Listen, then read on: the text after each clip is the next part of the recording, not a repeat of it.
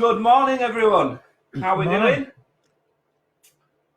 And when two became three. So yeah, I'll let a few of you tune in, and then we'll explain what we're going to be talking about this morning. So yeah, if you can, we'll wait. Well, we've got a live viewer.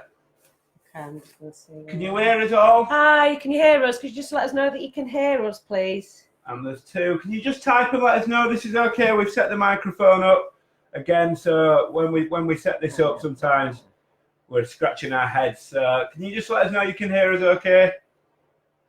Okay, I'm using my phone here so that I can talk to you back.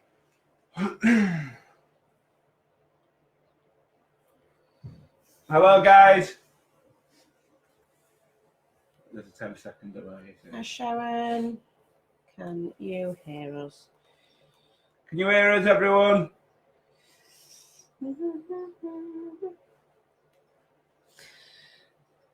If you can just type in the comments whether you can hear us, guys.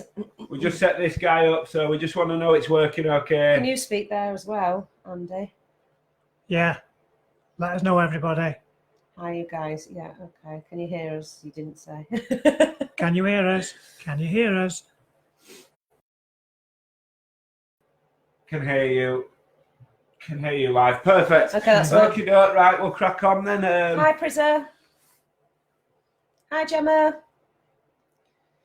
Okay, loud and clear. That's good. Right, probably perfect. just Donny loud and clear. Everybody else will be quiet. Okay, so you might have noticed there's three of us off the mat today. We're joined by Andy Scott, who's actually a nutritionist. So I'm actually in lockdown with a yoga teacher and a nutritionist. So if I'm not looking like Cristiano Ronaldo or something by the end of this, there's something wrong, isn't there? So yeah, we're just going to go through a few things really, and how to boost your immune system in these times. I think it's a bit uncertainty lying ahead. We're not sure if we're going to be here for 3 weeks or 3 months. So the more knowledge we have, the knowledge is power, guys. So we'd be foolish not to bring Andy onto the show as well. He's got vast amounts of experience. Over 30 years, is it experience? Yeah, since 1988. First got my qualifications. That's when I was born. 3 years ago. There you go, yeah. So, yeah, that's 32 next month. That's me anyway. So, yeah. So tell us about it. How did you get into this? Where did your love for food and health come from, really? It was really fitness. As a kid, I got into bodybuilding and building myself up and all that. Always, like all kids do, follow what your friends do. So I did what they did and it worked. And then a few years later, I'd been in the army. I'd been into running and everything else. Been in the army. And when I came out, I put a bit of weight on, got a bit fat. And didn't really know what to do. And I wanted to get back to training. But I just knew deep down in my heart, there was no science behind what I had been doing. I was just following what people said. So I really looked to try and get some qualification or find out. I wasn't really looking to get qualifications to teach people. It was selfish. It was for me. I wanted to know how I can train better, how I can lose weight. In the end, to lose weight, I just ran until I was thin. Yeah. Just ran every day till I was thin. And my nutrition wasn't. I had been vegetarian when I was younger. My mum was into health and fitness.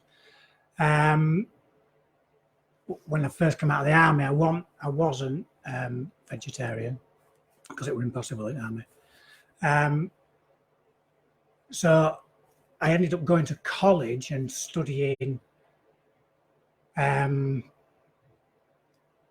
exercise, anatomy, nutrition, everything, really, to become better, to be able to look after myself. Really, that was my goal. I've done loads of reading as a kid about all these books. There were famous books in the day. I ran all Jim Fix's running books and The Complete Runner and Complete Running, Diet for a New America. Some of these real cranky books. meat is murder and those kind of things. So I read all that as a kid. So I had some kind of understanding and some passion. But I really found when I went to college, Homed in on it. No. it homed in, but I found I loved teaching. That was the biggest thing, and that became my career for a number of years then. Yeah, just amazing. full time. Do you remember Fit Teaching. Kids? Yes, I do. Yeah, that's what You used to run something called Fit Kids, which we all got these well good little stickers Yes. and stuff for. That were good. Yeah, that's another thing I did. I forgot about that. Yeah, I went back and taught and did another qualification to specifically teaching children and all that. It was a bit of fun, wasn't it? Yeah. Yeah. So from there on, you said you found a passion for teaching. How did it start? What went next then? Did you? I'm guessing you passed college. What was your next move after that? Didn't you have a gym at some point as well? I did. When I did my college to teach, I ended up being, going back 88. I was only 88. I was only a guy wandering around in Lycra teaching aerobics and stuff like that. You and Jimmy Savile, were it? Not far away. Dunnies. And, But yeah. So I was doing that, and then what really, just like teaching classes, like your yoga classes, fitness classes, stuff like that. And I eventually got offered a job managing a small little fitness club, which is more where my passion was, helping people with that kind of stuff. It wasn't a bodybuilding kind of place. It was real health-related fitness. After a couple of years, I bought into that business, and then I was a part owner of it, or half owner of it, for another 6 years until we sold it. Got a bit scammed, but things like that happen. Yeah. And then in more recent years, I've done more advanced qualifications in nutrition. More out of my own personal interest, really. Yeah. So it's fair to say you live, breathe, and consume all nutrition and health and well-being is your thing, isn't it? Yeah. Normal people's everyday health and longevity, really. Yeah. I see people back in 88, and I did my first studies and all that. The big thing was this rising.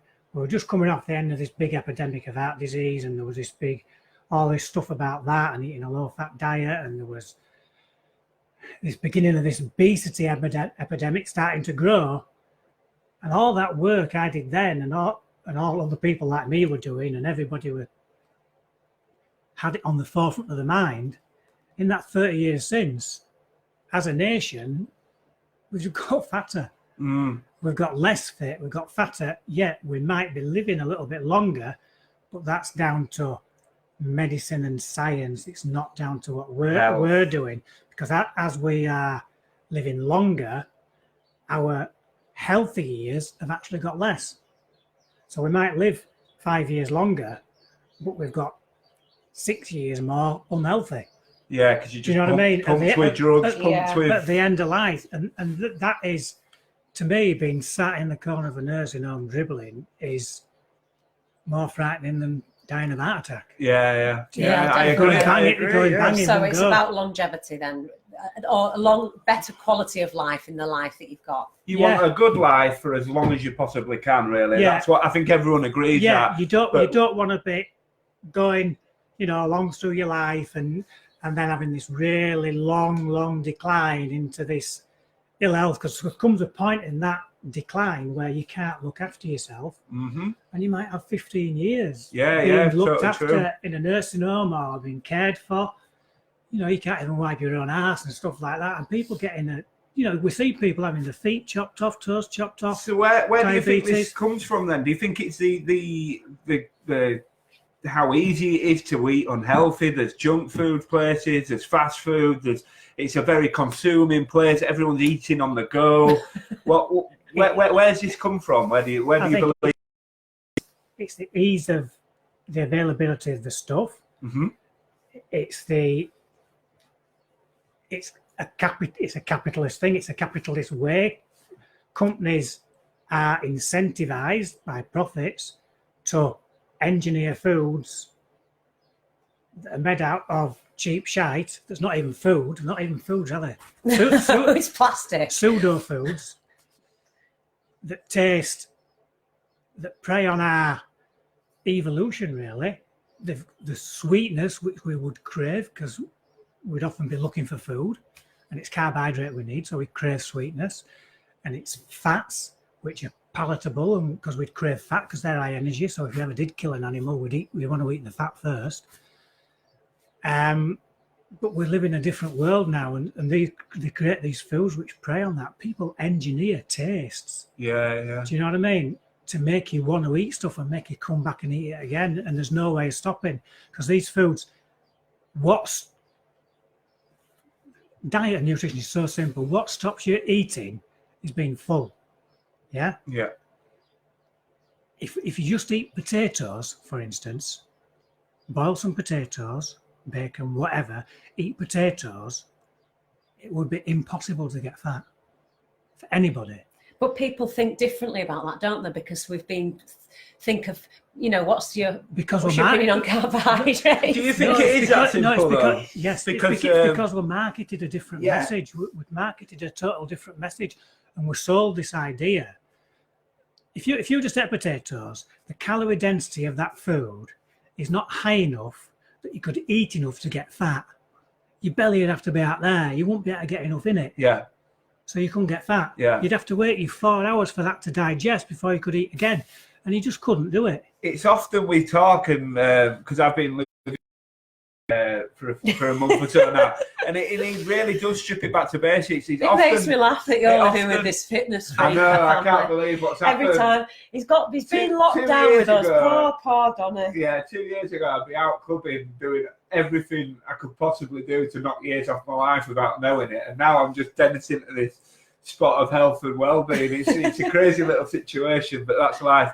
But often we've talked, and you always bring it back, it seems, to caveman issue, like when you were hunting, and when. Because do you think it is that simple as well? Like, do you think people evolution takes thousands of million years, and these evolutions we've had since we've been Homo sapiens, or before that, since we were amoebas, we've evolved. You can't do new evolutions in 5 decades, 2 decades, since we've had this, since the Second World War, we've had this influx of processed foods, these white foods, processed flour. Now, if you're going to eat processed flour like white bread, it's just carbohydrate and just starch, just like a potato, but it's so calorie dense because of its processing, you can't help but get fat. Yeah, okay. Yeah. So I want this question, because there's obviously a load of people at the moment thinking that carbohydrates are bad for you. Okay, can we have the answer to that one, please? I know we've just talking about these processed carbohydrates, white flours. At the minute, we've got on our mind our immune systems, and one of the most important things for your immune system is to be energized and have energy. That is the key component of our health, isn't it? If we haven't got energy to move, to live, to systems, and most of our body runs on glycogen, which comes from the carbohydrate we eat. Yeah, we do have mechanisms to break down proteins and make carbohydrate and get energy from them, and we can get energy from fat. But in general, our body wants to run on carbohydrate, and we need to eat carbohydrate. But carbohydrate, we have to go back to what we said a minute ago. It's got to be very low calorie density. It's got to be real food. Yeah, it's got to be a potato. It's got to be a potato, a carrot, some broccoli. Vegetables are carbohydrates, by the way. Predominantly, broccoli is Broccoli is 9% fat, 20% protein, 71% carbohydrate. Yeah, it's like a perfect food. You've got 70% carbs, 9% fat. I love a good old broccoli tree. Yeah, of course. 20% protein, but people don't think of that. People think there's carbohydrates and vegetables are a separate thing. They're not. your carbohydrate, what's coming from your carbohydrate is that bulk of your food. And we shouldn't even be talking about these Separate. proteins, carbohydrates, and fats are what we call macronutrients, the nutrients we get our energy from. And then there's the micronutrients like your vitamins and your minerals and stuff like that. We don't even want to be talking about nutrients because since we first invented... That's why you don't like the word nutritionist. No, because since nutrition became part of our, and nutrients became part of our vocabulary, and we started getting sold vitamins and talking about having more of this macronutrient than that macronutrient, you know, now we've got this crazy protein craze going on. Once you start doing that, you're not thinking of food, you're thinking of these nutrients, and our body runs on food. Yeah. Yeah, that's And totally food is complete. You can't say vitamin C is good for you. We can't. A dietitian in a hospital who's treating a specific condition, they're trained and they're using that vitamin C as a medicine. Yeah. Yeah. Yeah. In their clinical setting. That's perfect. I mean, you know, I'm not saying that's wrong. That's perfectly correct. But for us to self-medicate with these medicines is not right. It is not going to have an healthy outcome ever. Yeah, we need to do what Hippocrates said, and use medicine as food as our medicine, and medicine as our food. Yeah. And so, for example, So speaking of medicine as well, though, we'll just go on to you did a Wellman recently, didn't you? so everybody know what Wellman is. Yeah. So Wellman is this checkup. It's You can get it from your GP. I don't know if you can get it at any age, but I'm 55, so I can. so yeah, he's 55, and just explain what they mentioned as well in that. You broke some records, didn't you? Wellman, I think it's all your bloods and everything to check that you're a well human being on this planet, basically. I came out very good, and I haven't got anything wrong with it, and I've no worries. And I think what they try and do is give you a risk factor or a percentage risk Yeah. of having heart disease or whatever. Yeah, I basically haven't got a risk of having heart disease. Do you know what I mean? It's about 3% or something. Yeah, like that. And interestingly, my blood pressure's come down. I've always had really good blood pressure. I've been taught plant-based, like as in no dairy, no meat, no fish, no anything like that, for a couple of years. And in that time, I've noticed, because I checked my own blood pressure, I've noticed it's come down a bit. And I'm not any different in any other aspects of my health. So wear the same, do the same training, everything else, but my blood pressure's come down. and that's just through a plant-based diet alone. That's just from changing my diet. Yeah. Yeah. What would you say to those people who said there's not enough protein in a plant-based diet? You like this question, don't you? Yeah. What I would say to those people is, how much is enough protein? Because you don't know, do you? No. Do you know what I mean? Yeah. So how much is enough protein? It's about 40, 50 grams a day, they reckon. But if you're having a lot less, you would survive for a bloody long time. Yeah. And if you're having a lot more, it's going down the toilet. Yeah. You know? Yeah, it's wasted. It's wasted. But there are a lot of thoughts and a lot of science being done that very rich sources of protein, like back in the day, they used to call, I remember my great aunt, who were a nursing sister and that, telling us that we need these complete proteins. She'd feed us all this milk and meat and all that to get complete proteins. Because obviously they knew that protein was in your vegetables and in everything else, but a complete protein would have all the essential amino acids. There's like 20 amino acids, and so many of them are essential that we need to get from our food. The rest our body can make. Because a protein is made up of building blocks of different amino acids. Okay. And they all join together in different ways to make a different protein. when you eat it, your body breaks that protein as it needs. If we eat lots of these really complex, these complete proteins, very rich sources of proteins, which generally tend to be animal products, then if you a young kid and you're growing, it's going to help you grow, and you're going to grow big and you're going to grow strong. Yeah. Maybe if you're an adult, a young adult maybe, and you're a super strenuous athletes like some of our rugby players or rowers or whatever, you know, that might not be a bad thing. But for everyday people, even like me, who up until getting locked down, I might be doing 17 hours exercise a week. That's what my week before we stopped was. It's quite a lot. that complex, all those very rich proteins that they're going around and doing all the jobs in your body. But what's happening is but cells continually die. And what's supposed to happen is that a cell dies off, comes to the end of its life and gets replaced. But that cell that's died off gets broken down. And all those parts of it, those little amino acids that are in it, get broken down and get repurposed and reused. Yeah.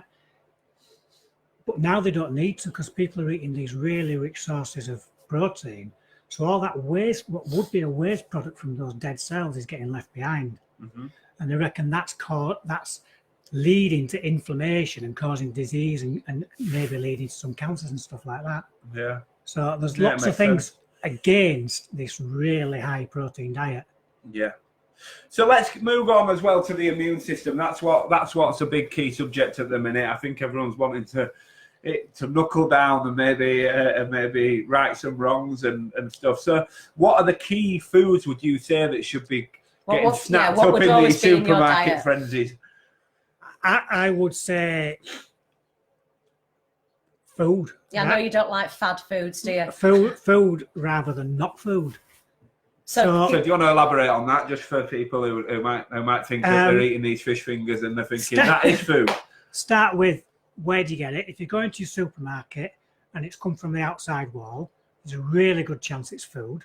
If it's come from in the middle, it's very unlikely to be food. Okay, so we can always just go by that. What's on the outside of the supermarket, first of all? If it's got a food label on it, think of that as a health warning. If it's got a food label which says carbohydrate, protein, etc., think of that as a health warning. Yeah. Okay. Yeah. So a big red X. So you've either got to really learn to understand those, yeah, or stick to the outside. Avoid them. Yeah, or stick to the outside. And what's on the outside? Vegetables. Stuff that's real, that's come from the ground. Fruits. Or the trees. Just real food, yeah. Vegetables, fruits, and your frozen vegetables and all that kind of stuff. Your cereals are usually on the outside somewhere, aren't they? And stuff like that. I know there's some bad stuff there, but that as a general rule, that'd be the way to go. Because around outside you'll find bakers, so you'll be able to get your bread and that's what I would suggest. If a food has got, rather than just a food label, if it's got a health claim on it, then don't go anywhere near it, because it's somebody's lying to you. They're trying to make you eat some crap. Yeah. Do you know what I mean? So what do you think about some? It's full of sugar. Stay clear. Yeah, it's made of sugar. Because they've taken the fat out and they've replaced it with what? Sugar, or something that, again, isn't food. Some kind of inert filler. But how inert are these things, you know? And why would you want to eat something that ain't food? It's just He always bizarre. used to say the example, you wouldn't put petrol in a diesel car, would you? Because it wouldn't run the way it's meant to do so. So I always found that as a good analogy when I was a kid. I mean, the most precious thing we've all got is our bodies, isn't it? Why don't we just give it some good stuff to eat? Yeah. Do you know what I mean? So is there any? So let's say, is there any foods you want to be using now to boost the immune system, or do you just think they all do the same job? Is there any like Firstly, I'd say make sure you've got enough energy. That's number one key. Yeah. It is not the time to be going on a diet and be calorie restricting and not having the energy, because that's going to leave you low and susceptible. So it's all about the things what we don't want to do, not the things we do want to do, more so. So eat vegetables, fruit, grains, whole grains. So don't eat white processed stuff. Give them an example of whole grains. Some whole grains would be like your wholemeal bread or whole wheat pasta. Is going to be far better for you. I know they're both slightly processed foods, but at least they're real oats. Just jumbo rolled oats. It's all grain, just squash, isn't it? Brown basmati rice is a whole grain product, husk and everything. White rice is just a lump of starch. Uh-huh. Do you know what I mean? Yeah. But there is anecdotal evidence. If you go back 20, 30 years before westernized food was everywhere in Asia, we saw people living on white rice and they weren't fat. Yeah. But maybe it's what you're eating with it. You don't want to be eating processed food. Now, all these countries we knew that were slim in that sense because they get more traditional diets, they're all becoming as fat as us because they're eating our diet. Yeah, westernized diet almost. Yeah. So maybe you can give an example of what you would eat. Well, yeah, let's go. It's breakfast. We've woke up. You're feeling good. You're having a coffee, are you? Breakfast, right. Energy could come from your oats or your wholemeal toast or something like that. So you're getting your energy. And obviously, they're both grains, so you're getting protein as well. You're getting carbohydrate and protein there. Talking about nutrients, which some are doing, but you are. Berries, like dark coloured berries, bright red berries, black berries, those kind of things. So porridge with some berries on. Very rich in your antioxidants, yeah. That would be a nice little breakfast for us. Yeah, and again, I know we're probably not, well, some people are getting out, we're seeing them walk past every day. Some people are getting out and exercising maybe more than they used to do because they're seeing it as an opportunity. But in general, we're a little bit locked, for me, we're locked down. We're not doing what we'd normally do. I'm not going out to work and being physical and that. So I'm not expending as many calories. So I'm being a little bit conscious not to eat too much, but I'm always conscious of how much energy I'm taking in. So you don't eat too little as well. So you don't want to be eating too little.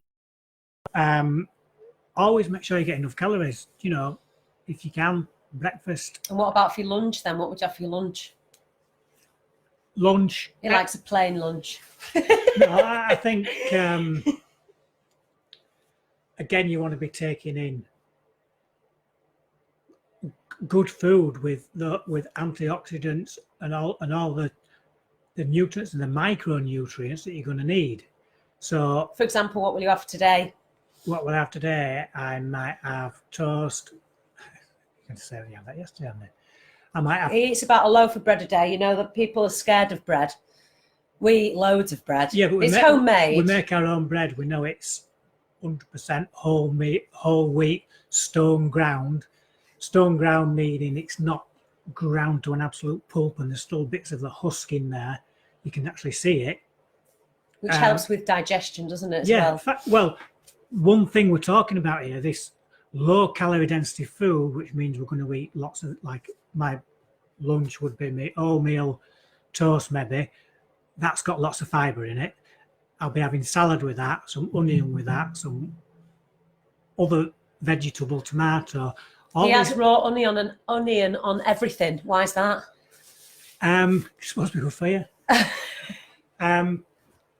Yeah, onions are good foods. They're good for you, aren't they? Onions and garlics, we know that. They kind of thin your blood. Thin your blood? Maybe we're stopping the chances of clotting and stuff like that, which are important.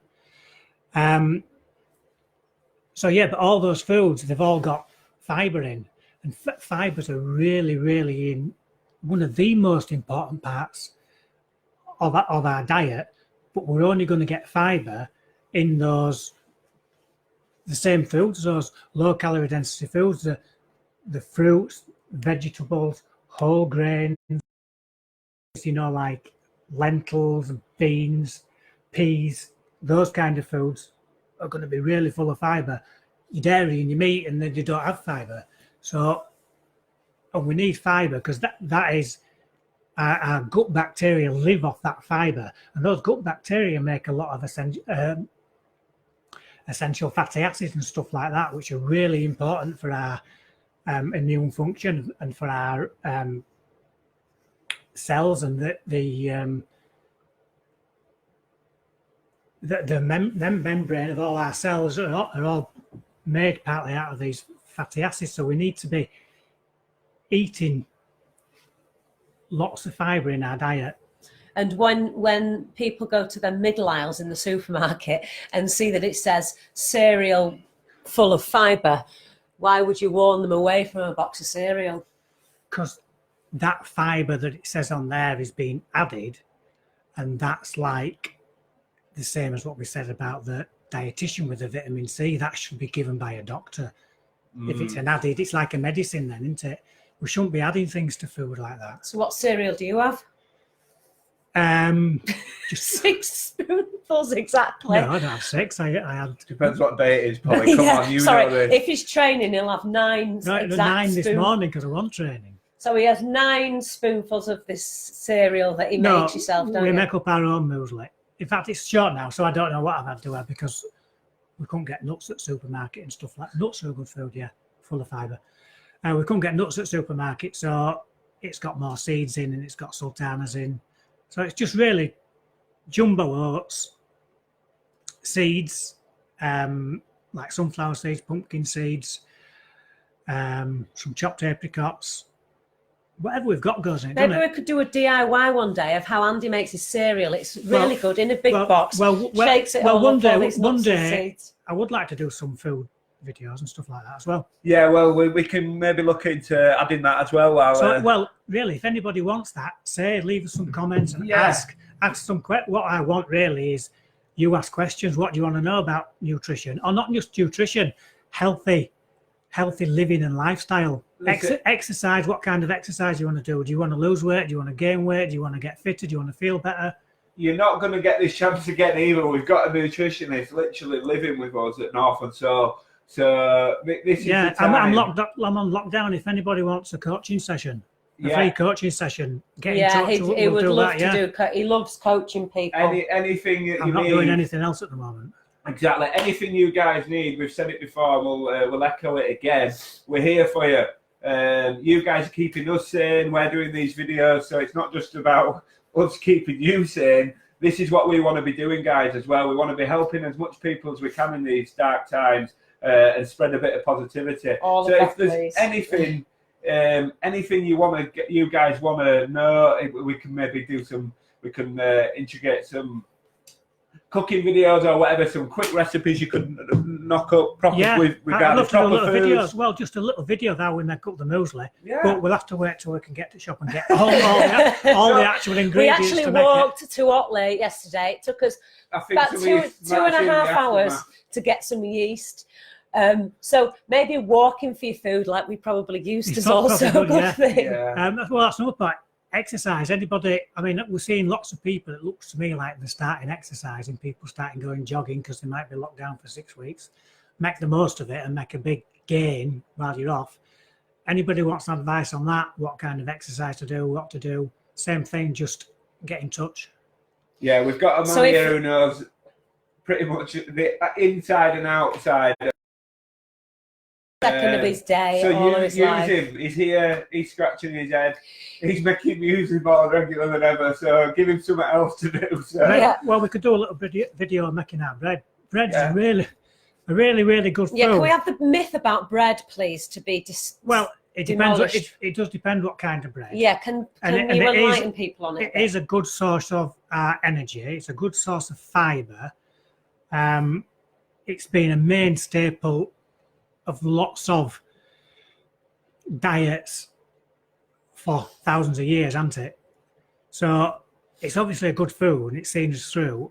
But modern bread, I think in the 50s there was a process invented called the Calorie process by some professor, and he worked out a way to make bread tons quicker in a factory, because up until then bread was only made in the local bakers.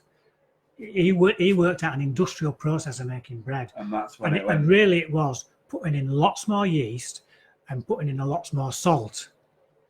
And then they could use this really refined flour and make this big fluffy white loaf, which back in the 1950s, housewives, 60s, whenever it was, thought it was the best thing. Sliced bread. The best thing. Yeah, that's where it's come from. Yeah. Well, it just turns out that it's actually poisonous to us, isn't it? It's just empty calories, and it's calorie dense. Like, one day I should do this like graph of calorie density of food, and you can see where different foods sit on this scale of the calorie density, and then you can just think that, well, I need to eat the foods at this end.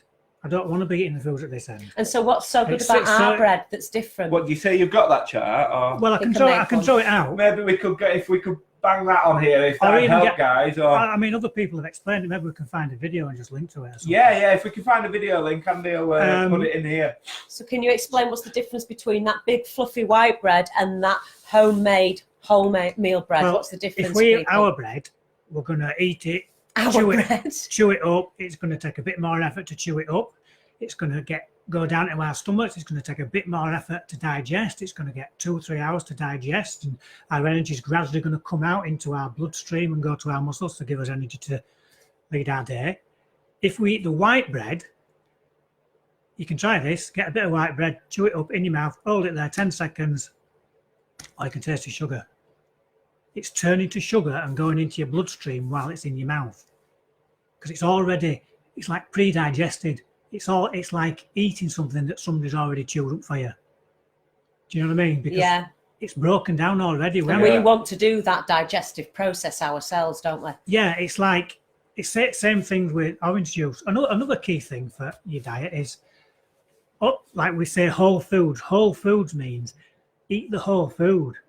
Like a whole food is good for you. So like an orange is good for you. Something extracted out of the food is not good for you. It's like taking vitamin C out of it and thinking you're going to get the same thing as eating an orange. Yeah, so orange juice won't give you the vitamin C that an orange does with its full whole. Your body can't use it because Calorie. it hasn't got the fibre with it. It hasn't got all the other nutrients with it. I think Michael Pollan, the food writer, in one of his articles, he mentions that garden thyme, you know, that little plant that we use for flavouring in our risottos and stuff that, has got something like 300 and something different antioxidants in it. Just in that little thyme plant. And we think we've got plenty of time for that, haven't we, Andy? Yeah, and we think there's these 4 or 5. Please, let's not roll the thyme jokes out. We think there's what we call vitamins that are antioxidants that we need. How could we possibly think or know that taking one of those out of that time, the vitamin C, thinking that's going to have the correct effect on our body that nature's designed, evolved, yeah. you know, for us to need, when it'll probably only work with 200 of those over 300 antioxidants to combine and make this potent thing which makes us healthy. Yeah.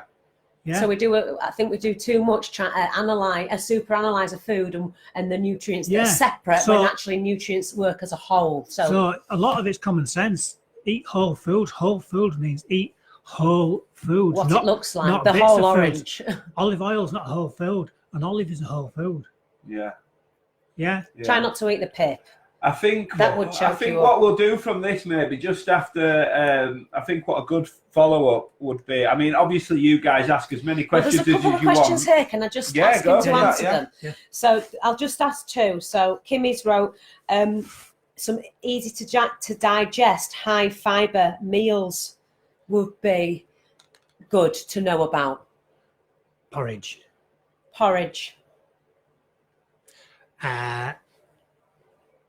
Rice, Any kind of rice. make a rice dish with some whole grain rice, brown rice, basmati rice. Rice is generally easy on your stomach, easy to digest. If you miss out the processed foods, and obviously meats and things like that, because they're going to be harder to digest, if you miss out those, then most things are going to be easy to digest. Don't make food complicated. You don't need big, complicated recipes. You just need very basic food. So if you woke up and had porridge for breakfast, and then maybe for your evening meal you made a nice vegetable curry with basmati rice, that'd be getting a lot of fibre into your diet, yeah? Yeah, if you've got some issues with digestion, stuff like that, curry might have to be mild, but you don't want to be putting like coconut milk and all that kind of shite into a curry. You've got to be. In fact, we've got a fabulous curry recipe that we use the base of our masala each time, which is really, really nice. Would you guys be interested in some recipes? Because we can roll that out. We've got a couple of people. Me and Polly love cooking as well. It's one of our biggest passions. Andy's got the nutritional value for it. So maybe we could once or twice a week throw an actual cooking video out there.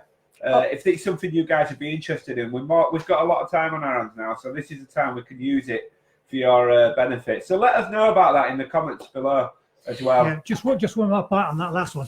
If we're talking about like irritable stomach and stuff like that, that's why you need easy to digest food. I would suggest spending a bit of time, and maybe this lockdown is a good opportunity to do it, is doing some little experimenting. And because we are all different and we all do have different tolerances and stuff, and just work out for yourself if you can identify any foods that upset you. Because I've done that. I've always thought I was like bulletproof in my stomach. I could eat anything. I've noticed that oranges, it's just the weirdest thing. But isn't that a whole food, Andy, that we want? Yeah, but it's not whole food for me. I love oranges. I can eat 4 or 5 at a time. But if I have an orange after my lunch, it almost puts me to sleep. It bloats me up, and I've had it. I have to have them one at a time, on their own, away from any other food. It's bizarre, but with a big gas mask on. But you can just take a little bit of time and maybe learn some of these things, and if it means you don't eat some foods, then you don't eat them. Can I give you this question then? Here from Jennifer: does high fibre leave you feeling fuller? Oh, without question, yeah. A high fibre. The whole idea is you eat these low calorie density foods. Because you're eating this bulk of food, your stomach expands. As your stomach expands, those stress receptors send a signal to your brain which says, "We've had enough to eat, thank you, let's stop." So that's it. I've never had one of them. Maybe you eat the wrong food. I don't. I'm joking. It's the truth. Yeah. So that stops you eating. You're not hungry. That meal is going to take a few hours to digest. And as that digests, it's slowly giving you a nice level amount of energy. You're not spiking your blood sugar. It's just nice and steady. And then it'll gradually drop down again. You'll eat again, same thing. If you eat these high calorie density foods, that signal doesn't get sent because your belly can't expand that much unless you eat tons and tons and tons. And by then, you're going to put on weight because the calorie amount you've eaten is far too much for what you need. It's an unnatural food to be eating. Natural foods are generally low calorie density. Okay, and I'm going to ask the final question. If you were stuck on the desert island question, if you were stuck on a desert island and you could have 5 foods with you, what would they be? He's going to think like. No, I was just thinking about the highest energy. I was just thinking about them dry roasted peanuts. What would I have? I think I'd have a bottle of red wine. Yeah. No, Just bottles of red wine. It's got to be sustainable energy that's going to last you and give you energy to survive on it, which would be some form of complex carbohydrate, maybe something that you can keep if you can keep it dry, like oats or some kind of grain, or potatoes maybe. You know, something like that would be number one. You want a good source of some kind of green vegetables, don't you? Broccoli, there we go, there's our broccoli. Cruciferous vegetable as well. Yeah, the best. And fruit, so you'd want some kind of really rich coloured fruit like cherries or berries or something like that. Yeah, we've got quite a lot of questions coming in now, so there might be some new videos we can form off these. Yeah, I can do it. Right, well, we've got one more here saying, do you think you could post a list of a few recommended foods under each category, i.e. fibre, protein, antioxidants, that they could use, what would be good in the diet? Yeah, maybe you can list them off now. I was going to suggest that anyway. Maybe we could do a list of breakfast, a list of lunch, and a list of teas, just that might be used. Give me that list. Read them out one at a time, I'll tell you now. Okay, so good recommended foods under the fibre. Fruits and vegetables. Whole grains, like oats and stuff like that. Okay, what's your favourite fruits and vegetables? Broccoli, spinach, kale, apples, plums. I like green beans, grapefruits, asparagus, cauliflower, pomegranates. You like pomegranates, don't you? I love pomegranates. Yeah, I like stone fruit, nectarines. I like anything that's in season, I suppose. Yeah. All very rich in very fibre. High in fibre. All your fruits and vegetables, aren't they? High in fibre. Yeah. Go on, next one. Next one, we've got protein. Protein, I would say, personally, I would say you don't want very much of the rich sources of protein. Why is that? From what we said before about the risk to cancer, and you're not clearing away the waste products from breakdown of cells. Yeah. Mm-hmm. So, and your body's thought to be a lot better when it's got to scavenge around and use all those waste products to build its new proteins. And that's when you're eating lots of different vegetables and fruits, because some of them don't have that, like soya might have a complete protein, but some of them don't have all those different amino acids in. So your body's got to get some from this food and some from that, and it's got to look around for all these bits and build up the amino acids it needs. And that's been found to be, rather than being unhealthy because of so-called old-fashioned incomplete proteins, that's been found to be the healthiest way to be living. So I would say, for proteins. For proteins, I would say fruits and vegetables, whole grains, fruit and vegetables, whole grains. Give them a quick example of whole grains. A little quick list of whole grains. Whole grains, like brown basmati rice, oats, ideally big oats, not chopped fine like in not processed, not dust. Not that dust that you get in packets. Ready bread. And people feed it to the children. Why would you give that to your children? Beggars belief. Because I don't think people know. Yeah, I think they don't know. No. We're told that porridge is good for you. Remember, we're getting marketed to all the time. People come involved and market. Yeah. You won't make money off a plain pack of jumbo oats, but you can get a little cartoon character in there and sell it. When they're processing really good oats, to make things like quality flapjacks, food for racehorses, my breakfast cereal and stuff like that, the quality stuff that we're going to pay good money for, when that's all going through the process, all little bits of crap are falling out and going through rollers and falling on the floor. Somebody's sweeping it up and putting it in little packets and giving it to your children. Yeah. It's a waste product. Yeah. Sweeping it up, putting it in little packets. It's not good. Okay, and the last one, antioxidants. What's a list of foods that are going to give you good antioxidants? Yeah.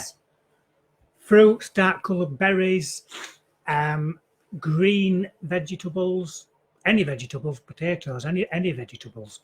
Yeah, fruits and vegetables, antioxidants. Yeah. Without question. Fab. And we've got, I'll just do one more question. Okay. So one more question is, how can you make, how to add taste to vegan recipes without just relying on spices? Maybe get used to having less salt. Stick with it. Because then your taste Because buds tend to change a bit. What's that much different to vegan recipes than not vegan recipes, other than a bit of meat? And if meat was used as it's traditionally, or cheese, people sometimes. I think meat gets seasoned more than vegetables. To be perfectly honest, I think cheese and products tend to be a hard one for people if they're wanting to try a vegan cheese diet. Is just a really bad habit and thing that people have got used to. It is not a good product. But really. It is delicious. I mean, it tastes delicious. But you're a big believer in I suppose if anything, you're a big believer in the 80-20 rule or something like this. I'm just a believer in eating healthy and looking after yourself. So, and I can't fit cheese into that. So I won't do it. Do you have any alternatives for some sort of cheese-based taste? Well, we use that nutritional yeast. Oh, it's banging actually. It's good. For sauces, it's really good. And honestly, moussaka, lasagnas. Personally, I don't think it tastes anything like cheese. But But in a sauce, it's good. So you were making a cheese sauce like for a lasagna or maybe for a moussaka. It tends to take on that sort of taste. I think it does. You do, don't you? Yeah, definitely. It does add a taste, and it is a good thing to use. But give your taste buds some time to come round and taste the actual food. We've got a lot of people asking here for recipes, so we'll be. Is everyone actually up for that? Because we'll buzz off that. I mean, I think on that score, it won't do any us because we're all sat in the house together, eating together, and cooking together. Every day we should just put on what we're eating, our recipe, and what we're eating. Yeah, okay, definitely. We've got here. Cheese is a source of calcium and is not bad for you. No, because nothing's bad for you. It's only if you eat a lot of something, it's bad for you. Being fat is bad for you, and most fat in the diet in the Western world comes from dairy products. Vegetables are full of calcium, and they are good for you, and calcium from vegetables is a lot better source than calcium from cheese. If you look at the bone health, because that's where you want all your calcium for, of countries where they don't, because they can't digest milk. I know that's changing as Western diet expands, but in some of these Asian countries, bone health is far better than the bone health in the countries that do drink milk. So like in India, where they drink all this milk, bone health's not as good. And if you take that to northern European countries or northern countries where we don't have the sunlight to get the vitamin D, then bone health gets worse. People have fractures and broken hips and die of it. So they've drunk milk, they were given milk at school. So how come they're having these problems when they get older? If they've been drinking milk and eating cheese all their life. That if you fill your diet with protein, to take that protein out of your body because it's so acidic, your body has to strip calcium to carry that protein out of your body.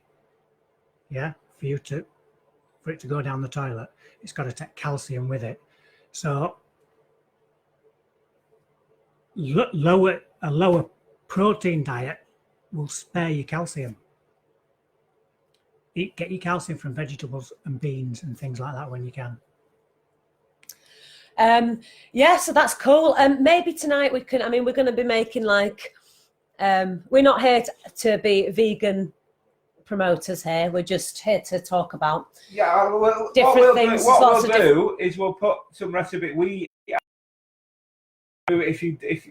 know we're not going to be pushing all that. What I was. But sometimes I do. Can I say what I was going to say earlier on is, no foods are really bad, and if we went back to old traditional ways and how people in the blue zones, which we can talk about another time, the longest lived people on the planet in these areas, most of them, out of 5 of them, I think 4 of them do actually eat meat and animal products. But in every single case, it's used sparingly as a flavouring and very rarely. So, and if you apply that to cheese and you apply that to meat and fish, if it's used, and we're talking these people have it once a fortnight and it's a small amount between that's the similar family. to me and you in it, Don. We eat a bit of cheese. Or it might be once every 2 months, or it might be just when there's a festival. So I'm not saying don't eat it, and I can't imagine for the life of me, if it were good quality stuff, how it can do you any harm whatsoever if it is used like that. I can't. So I'm not a vegan. Vegan power. Yeah. Do you know what I mean? We're not labelling ourselves as that. I'm just health. I just want people to be healthy. I want to be healthy. And what we'll do in these recipes is we'll say what meat could be used. And if you want to use the recipes, they're still going to be full of these great things that we're going to be pouring into them. And maybe you can use meat, but we're not saying you eat meat every day, because that is a surefire way of this of not living a healthy lifestyle. So we use an 80-20 rule, me and Polly. So like we'll probably eat meat maybe every we do. Month, we do have predominantly the bulk of our diet is vegetables, fruits, legumes, grains. So all your stuff you would get from the earth, from nature, but not that's necessarily alive as a farm. You have that. I might go out to a restaurant and I would eat what the chef had given me. So I wouldn't ever put myself under a label of anything. I just personally find a plant-based diet as my predominant diet, best on my digestive system, gives me the most energy, keeps me at the weight that I naturally fall at. Everybody's different, that's the best diet for me. With the addition of, for example, I had a little bit of Parmesan on my pasta last night because I fancied it. I think also those little bits of stuff like that every now and again is really not going to kill you off. Yeah, and that's flavourings. The amount you have in it's not going to do any harm. It's when you see pizza with all that cheese on it, it can't be right, can it? It's the oil and all that. Yeah. But tonight we're going to be cooking a vegan tagine, so maybe we can film that. Would anybody be up for us filming it? It's going to have, you can put everything in it, and I will also say what you can put in instead of the things that I'm putting in. Maybe you might have that in your house. Tagine, so a butternut squash, really nice tagine. We'll have coriander with it. We'll have some flatbreads or something, some couscous, completely plant-based. Yeah. Maybe we film it. Yeah, maybe so. If you're up for this stuff, just let us know, and we'll get it out there, because we all love cooking here as well. So it'd be perfect time for you guys to get involved. Okie doke, guys. I hope you enjoyed that. It was cool. If you can share it, if you know anybody who's trying to sort of get healthy or stay healthy, if it's something somebody's interested in, we're only giving these videos for if you're interested in knowing more about the healthy diet, I suppose. So, and any more questions, fire them in. If anybody wants any questions or help during the week, just ask. Yeah. If you want a coaching session, ask. We've got someone saying they do want a coaching session here. Yeah. You can work that out, okay? Get some details so we can get on phone or get on Skype or whatever we have to do. Yeah. Perfect. Okie doke, guys. All right, guys. Have a good day. Have a great weekend. See ya. And we'll see you Monday for some meditation. Okay, guys. Much love. See you later. Peace out.